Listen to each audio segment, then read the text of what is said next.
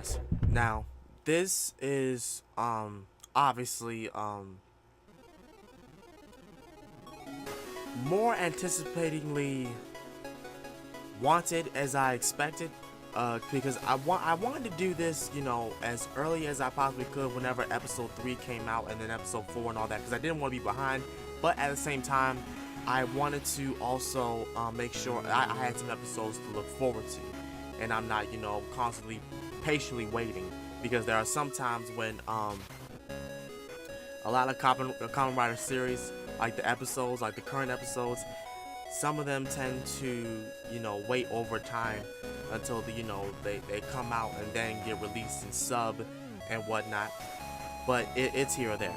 So finally, we are going to be reviewing episode 3 of Kamen Rider Geo, and I enjoyed this episode mostly. It was mostly because the third episode, and we got into a little more information about the time jackers and everything, especially the female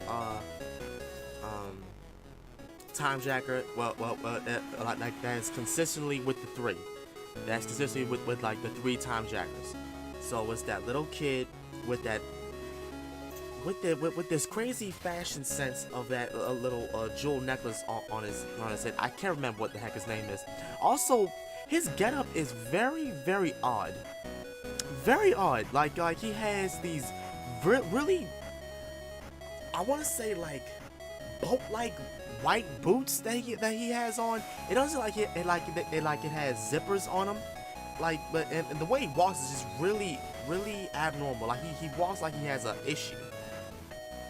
But then we get into the second time jacker, which I was, trying to talk about, Ora, and she is trying to find her own king to replace the Geo, Oma Geo, the one that they know, that was like 50 some odd years in their time. But right now they're dealing with the Zeo the Zeo rider from 2018, which is what the kid was talking about. So then she chooses a parent in 2016, I believe. It was 2016. She chose a parent of a child that was going into I believe the hospital, the emergency before to look at for kids, because around that time, 2016, that was when X-Aid was around and that whole gamer virus came out. So yeah, it matched perfectly.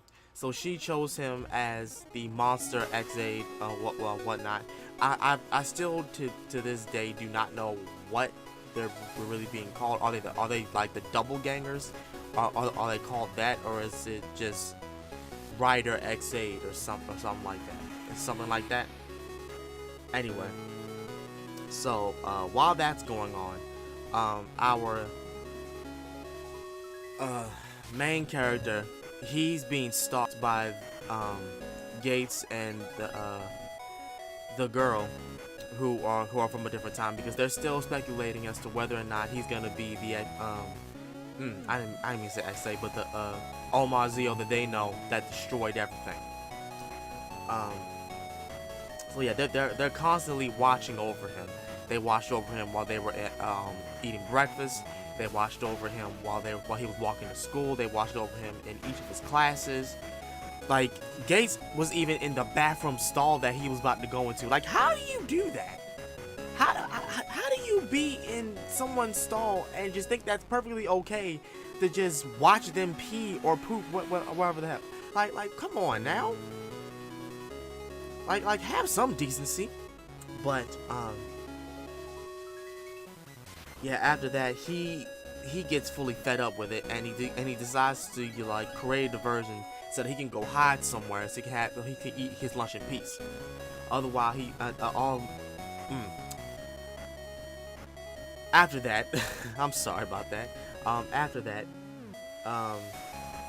he goes into this little closet space where, like, I'm guessing all the people go to like the little locker room. He meets up with one of his friends, and he's playing a little game, uh, which is like paying homage to Kamen Rider X8, like the series, because Amu was he used to play a game like that he was like that he was playing. So yeah, that happened, and then like the monster, the X8 monster, popped out of that game, without us like technically knowing how it showed up, but you know, I kind of guessed that, you know, it just came out the game and just started attacking and whatnot, and that it did. It popped out in front of Shoto, and he transformed, of course, and began to fight fight him and whatnot. And then it disappeared again, and of course Gates and the girl showed up and whatnot, and they're trying to figure out as to how this is happening, why is this happening again, what's going on with this, how do we stop it and whatnot. And after a while, like, they start to work together, but it's still like a tension. There's still a tension right there, because Gates is still ready to destroy him at any time, at any day. Like he's ready to off him whenever. However, Shoto, he's like, I'm not really worried about that. I know who I am and whatnot, and I'm not gonna even, you know, entertain what else is doing. Of course, like him acting like that, it sets Gates off, and he, of course, a nerve is hit when the topic about his time is brought up and everything in the midst of all this, and he's basically, you know, angry, but he knows that he didn't really mean it like that. But at the same time, he wants revenge, obviously, for his family being destroyed, like his whole home being destroyed and terrorized by the Zio that most likely is standing before him. So he's more of like, I want to kill you so bad, but I'm not too sure if you are what I think you are. And if you're not who I think you are, then what the hell am I even doing here? But yeah, sorry, I had to go back and, you know, double check on, you know, like the episode and what I wanted to go over. So that they're trying to find out as to what's going on with this type of rider, the Monster Rider X8 and everything. So the first clue they get is the game. Now, Tokiwa, he is trying his hardest to beat the game. Of course, he sucks at it. So, it doesn't work so much with Tokiwa, but for the girl and whatnot, she, you know, tends to she knows about the game and tactics and everything, and so does Gates. Now, after that whole scenario, they go into the hospital because they're trying to find each clue as to what is Happy start to find out that there's this guy called Gamer M. So Tokiwa, of course, he goes to like the arcades and try to figure out who is Gamer M and all that. All the while that's happening, he is frustrated and whatnot. So the X8 monster pops up again. He attacks another kid. Tokiwa goes to see what's going on. All of a sudden, Woz shows up, and honestly, I think Woz is a nice character. It's just that he pops up at random moments whenever I guess it's necessary for him to pop up. Like whenever Woz pops up, he's always trying to get his attention, Tokiwa's attention, but he's just like sometimes he's focused he's too focused on one thing to even know that he's there, and all of a sudden, Woes has to literally come up into his face. It was like, oh, Jesus, where were you at? Like, it's you again, God. So then, Togiwa is trying to take the kid to a hospital. Woes, of course, brings up the history that he was gonna go to this hospital, where, wouldn't you know it, Gamer M is at. Hashtag Hojo Emu. So they go up there, and they don't find Emu that easily. They actually find of course, my favorite secondary Kamen Rider of that entire series, Brave. He is, of course, followed by a whole bunch of other doctors and whatnot. And then they get into this whole mystery as to where's Emu and everything. And apparently Emu was on this case as to why all this is happening and whatnot. Because he's like an expert with the gamer's disease. So he is immediately triggered to find out what's getting ready to happen, what's happening and all that. So he